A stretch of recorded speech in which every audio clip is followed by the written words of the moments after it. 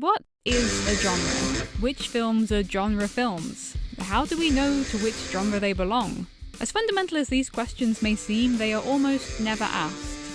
Well, Rick Altman, if that is your real name, things must have been more easy breezy in 1984 than George Orwell had us believe. Because I, for one, would love to live in a world without "Is Die Hard a Christmas movie" discourse, but that ship has sailed, Rick. And as the roaring 20s roll round again, these endless undead debates continue. Is a hot dog a sandwich? Is a tennis ball green or yellow? Is butt legs? But of course, humans have always been categorizing.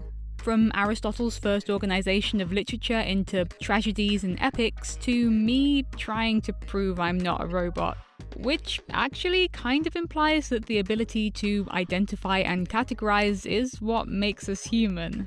But even at this most rudimentary level of categorization, thanks to these narrow edges and technicalities, I'm rarely confident of my selection. And if I can't even be sure I've selected all the boxes containing pipes, can any category go unchallenged? As film theorist Christine Gledhill writes of genre, it is first and foremost a boundary phenomenon. So, not surprisingly, the process of establishing territories leads to border disputes. Like, what's a video essay? Or, at this point, what isn't a video essay? You might think, I know what a video essay is. You pick a David Fincher film, you write some narration about, camera angles, add some lo-fi hip-hop beats to video/essay 2, and you're away. I mean, ideally you're using Premiere. I don't know what kind of loser still edits in Sony Vegas. But really, haven't we learnt that when attempting any kind of definitive taxonomy of anything, we should just not? Philosopher Ludwig Wittgenstein first pointed out that there's no characteristic common or unique to everything that we call a game. And that was in 1953, and the science really hasn't moved on. But then, I'm not really interested in creating a taxonomy, a list of symptoms where ticking off at least 6 would qualify for a diagnosis. I'm kind of inclined to agree with what Rick Altman referred to as American pragmatism. Why bother to theorize when there are no problems to solve? We all know a genre when we see one, scratch only where it itches. But this is what gets me. Because, do we? There seem to be countless occasions where two people can see the same thing but know it differently. But still, the itch here isn't why is something this or that, but why do I get upset about it? Since the essay pivoted to video along with the rest of the media landscape, it's become a behemoth of genre classification, greedily sucking every type of audio and or visual media into its vortex like the space under the sofa. Oh man. Journalism and educational videos being among the casualties. Of course, the anxiety around journalism's encroachment onto the essay's sacred ground has been around as long as there have been gates to keep. In 1902, novelist William Dean Howells complained of when the essay began to confuse itself with the article, and to assume an obligation to premises and conclusions. There's surely something more abstract about the essay that any writing predicated on being informational or educational isn't afforded. As philosopher Michel de Montaigne said of essay writing, "My ideas follow one another, but sometimes it's from a distance, and look at each other but with a sidelong glance." Yeah, journalism and educational videos are too concerned with facts and being useful and making sense. But this could also be said of a lot of video essays on YouTube. Like, if I were to name that which I instinctively call video essay, Every Frame a Painting by Taylor Ramos and Tony Zhou is the first to come to mind. But while these videos were personal to an extent, they were mostly informative, even instructional. So, if I've professed my love for Montaigne's sidelong glances, why am I sneaking out at night for a bit of Every Frame a Painting's uncomfortably intense eye contact? Especially when far more abstract examples of the form exist. Dubbed videographic criticism or audiovisual essay, but also frequently video essay. Strap in, boys, we're in Vimeo country now. With roots in academia, these videos more closely follow Montaigne's philosophy. like some with side glances so long they're not even on the same street. Instead of voiceover, we have captions or even no language at all, just images, embracing the essay's abstract nature so entirely that it can do away with any words at all. But now it's like anything that remixes or recontextualizes moving image is now a video essay, encompassing work like David Claerbout's reanimation of The Jungle Book and The Pure Necessity, or Ross Sutherland's spoken word performance Stand By for Tape Backup. But these videos fit the Montaigne mold, so I'm happy, right? Wrong. These are not essays, I cry. This is just art. How dare you challenge my carefully constructed binaries? Derrida claimed that any taxonomy brings with it the question of law, since it implies an institutionalized classification, an enforceable principle of non-contamination and non-contradiction. But it seems impossible to derive this law from any genre's formal qualities, demonstrated in the difficulty of creating, say, a definition that could include everything that is sandwich while excluding everything that is hot dog.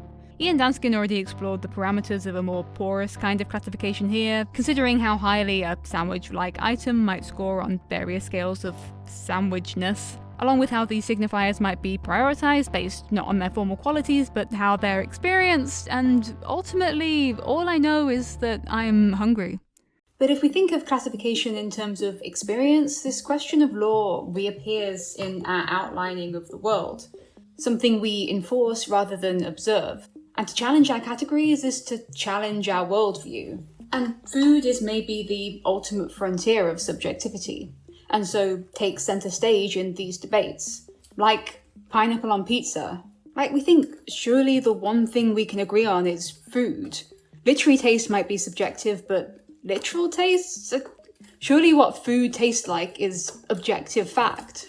To find out someone likes a food you think is disgusting is like to question the very fabric of reality. Realizing food is experienced differently by different people is like being slapped in the face by the cold Hawaiian pizza of truth. So, I guess my broader dispute with the video essay might have as much to do with, say, my possessiveness over art, since that's what I studied, as it does with any real formal complaint. Then is categorization just a weapon to be deployed against such attacks on our fragile sense of self? A way for me to territorially pee around the edge of what might constitute me, just so I might have an edge to defend it all? Well, one thing that unites everything we could call video essay is the video part. And video is a medium that invites interruption. Whether analog or digital, you can pause, rewind, share. It's something you can watch from home or anywhere. A format founded on accessibility, just like how the video essay grew out of accessibility of footage, which I definitely acquired legally. But officer, even in terms of installation, this kind of work is more likely to be found in a gallery than a cinema, where visitors can come and go as easily as navigating away from a YouTube page. This capacity for interruption matches cultural theory professor Joe Kuber's description of the essayistic as working in constellations and with gaps and openings. In allowing interaction, it creates space for the viewer, becoming something that could almost be classified as collaborative. Or I could say categorized as collaborative. Calling this use of the word collaborative a kind of categorization might seem like a stretch, as could calling this process collaborative in the first place. But it's a stretch that encourages us to look at something differently. And I think this is when categorization is at its best, as a language towards discovery. For example, I love a personality quiz as much as the next millennial, and there's no shortage of boxes we can endlessly sort ourselves into. Star signs, Myers-Briggs, Enneagrams, love languages, BuzzFeed's whole business model, even mental health and disability have been subsumed by this design. A practice criticized by writer P. E. Moskowitz as the ever-growing number of micro-identities which can be commodified and marketed to. Since, as fellow writer Gia Tolentino points out, capitalism has no land left to cultivate but the self. But while this is the effect of categorization at its worst, creating immovable identities that limit how we see ourselves and others, it can still offer us more than just tailored meme access. I do that. I think the reason I continue to have an affinity for Hogwarts houses, despite never really liking the franchise, plus the author's apparent change of career to professional turf, is that because it's fiction and a quiz is a poor substitute for a sorting hat, it's more something you choose rather than something you're assigned. It requires you to think about the kind of person you are, what you value. Even Harry was allowed some authority in the decision. Not Slytherin. Not Now, if only J.K. Rowling would listen when people tell her who they are. Using labels responsibly and in moderation doesn't need to be a final definitive declaration of all you are, but they can be a useful path towards understanding your feelings or experiences, or relating to others, and crucially giving us a language to bridge the gaps, or maybe to expose the gaps, to give us space to exist inside them, just like the essay. Being, as Philip Lopate writes in the New York Times, a wonderfully tolerant form, able to accommodate rumination, memoir, anecdote, diatribe, scholarship, fantasy, and moral philosophy. Alive today under its various disguises, in autobiographical political meditations, naturalistic and regional essay writing, humorous pieces, literary criticism, and travel writing. Maybe no medium could be more suited to challenge its own parameters, rejecting reification to succumb to what poet Mary Oliver called the one world we all belong to, where everything, sooner or later, is part of everything else. Artist and director David Lynch has described his introduction to filmmaking as one day, looking at a painting in his studio, he saw it move in the wind and thought, oh, a moving painting, but with sound. To which anyone with a film background, such as film critic Mark Kermode, might respond, yeah, David, it's called cinema. But maybe Lynch's films feel so unique precisely because he wasn't thinking about film at all. By seeing what happens if we reconsider and relabel, categorization need not simply be a tool to flatten or simplify. It can allow us to see beyond one fixed perspective. Maybe, like Hogwarts houses, treating any categorization as a kind of fiction might get us closer to its true function, as something that can give shape to things that are difficult to define. Something that creates a shared understanding, creates a shared language. But it is one that we create. That we can and are always dismantling and rebuilding, rewriting this fiction.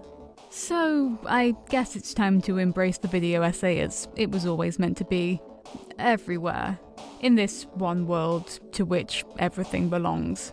And yet, still my one secret shame.